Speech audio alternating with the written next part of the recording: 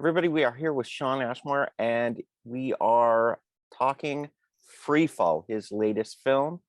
And that movie is coming out January 14th in North America in theaters and on demand. Shawn, how are you? I'm good. How are you? I'm well. I'm well. Caught the movie, pretty fun.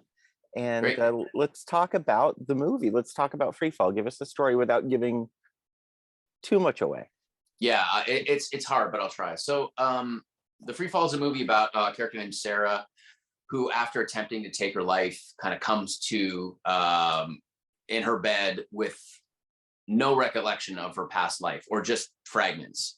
And her husband Nick, who I play, is there, trying to help her recover and remind her of the life that we had and the love that we shared, but she has no recollection. So that's kind of where we start. And in a way, it's definitely a psychological thriller. It's also like a mystery. The film is told through Sarah's eyes, and she's trying to piece together her past life. And, she's not sure. Something feels off for her. And I think for an audience's perspective, you don't know if it's just the trauma that she's experienced and the lack of memory, or if there is something a little sinister going on underneath. And I think that's the fun and the mystery of the film, is trying to discover what the reality is, what's actually happening in this house. And it's really, for the most part, a two-hander, a conversation between Sarah and Nick. There's also a housekeeper named Rose who's kind of around, but yeah, it's really just a mystery. Yeah, Rose was a personal favorite of mine because she Jane's fantastic, and the character's fantastic. It's just like the right pitch, the right tone. And I think what's kind of different and interesting about this movie is that it's a little out of time. You know what I mean? Like, you don't really know when or where you are. And I thought that was it was evident in the script.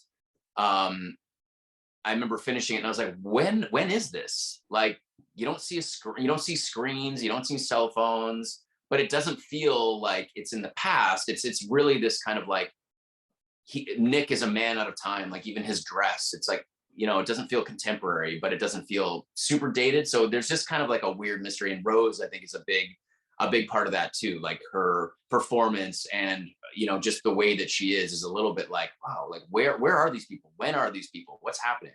Yeah, because it's the whole film takes place in a pretty large 2-story house, but you don't go away from there. You don't even step off the grounds. You see the yard and the house, but there's no outside world. It's like Sarah recuperating in this house with Nick and Rose as her caregiver, and that's kind of it. You get glimpses of the outside world and people coming to the house, but you don't really see what's happening outside of the house for the most part. Yeah, I really enjoyed that. There's Nick's an interesting character. I don't know. I mean, one minute he's nice, the next minute he's aggressive. What can you talk to us about what he's about? Yeah, so Nick, again, is Sarah's husband.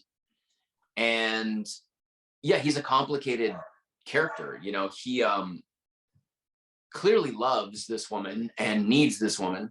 But also there's something underneath the surface that doesn't quite seem right with him. And he can be manipulative and he can be aggressive. And, I think a lot of it is because of the circumstance. He's trying to remind this person, and basically he's trying to win his wife back, but she has no recollection. So he's sort of in this state where he's constantly trying to remind and create the atmosphere of romance and intimacy. And, she's just not getting it.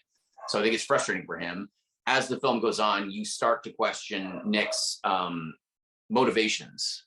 Are they pure? Is there something else going on? Again, I could totally spoil it and get into it, but I don't really want to do that. I think it's worth an audience going on the journey and sort of discovering and solving the mystery while the film goes along. But that's kind of who he is. I mean, he's just a man who wants to get his wife back. He wants her to be in love with him again. Yeah, and everything kind of culminates in the dinner scene, which is which was the script and the scene in the script that I read where I was like, oh, I have to do this movie. It all makes sense. It goes completely sideways. The truth starts to reveal. I kind of call it the carnival scene, because to me that's what happens. It's like this very grounded, you know, character study between these two people, and then once all the dinner guests arrive and they start getting drunk, it just kind of goes like sideways, and I think that's really fun. Yeah, definitely. There was I, when that scene played out, I was wondering, okay, was this a particularly difficult scene or a fun scene? Were there any moments Yeah, uh that it was were both. So we really took 2 full days to shoot that. okay? So in that sense, it was grueling. You know, it's like a lot of coverage, a lot of characters. You know, a dinner table scene, you know, for actors and filmmakers is notoriously difficult because you have to cover every angle, right? Like every character at a different angle has to get a close up, 2 shots tying everybody together. There's just a lot of logistical things to do to create a scene where a bunch of characters are sitting around a table. Not to mention there's so much action that takes place. There's so many beats. It's a very complex Yeah, scene. and There's a little lot going on. nuances you've got to catch, and Yeah. So yeah, it took a long time to shoot. That being said, it was the first time in that whole production where we had all these actors together. Because like I said before, it was really just a few people, you know, 2 people acting together, you know, for weeks. And then all of a sudden we get this big dinner table scene. Um, Also, I think the scene itself for me was fun because it's where Nick sort of like sheds part of his mask and starts to reveal like his true motivation and who he really is. So it was fun. And he gives a line to Sarah before the dinner. He says, you know, I apologize, I might show off a little bit. And yeah, that's yeah, yeah. exactly what he does. He enters that scene with a level of confidence and arrogance and that we haven't necessarily seen in the rest of the film. And so for that shift in the character, for me, it was fun to sort of like start turning into the Nick that eventually he really is. Which is a loving husband, Yes. Yeah. everyone. Look, I mean, yeah. Again, without too many spoilers, I think it's obvious from the trailer there's something going on underneath it all. But the truth of it is what's interesting to me, like the actual reality of what it is. And I never looked at Nick as like a bad guy. I thought that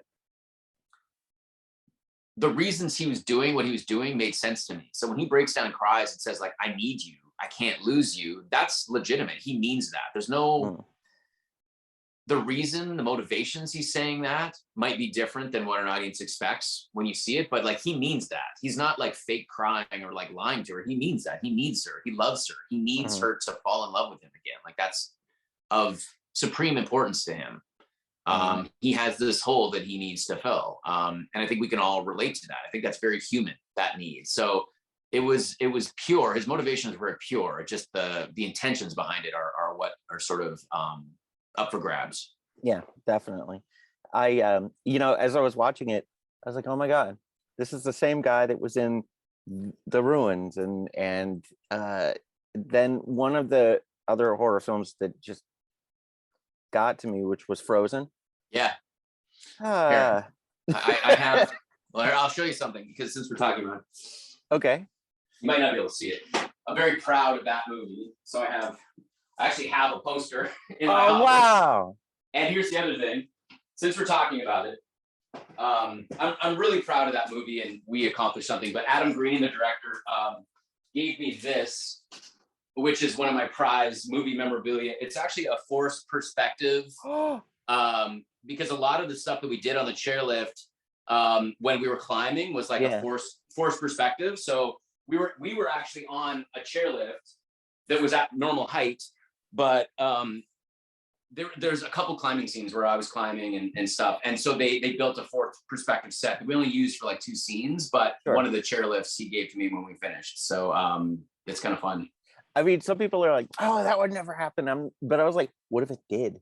Yeah. You know, Well, and and that's again with every specific survival horror movie like The Ruins or Frozen, you have to just be like, what if this happened? Like, oh, that would never happen. It's like, well, it has happened. Like Adam wrote that script based on an incident. It may only happen 1 in a million times, mm, but anything is possible.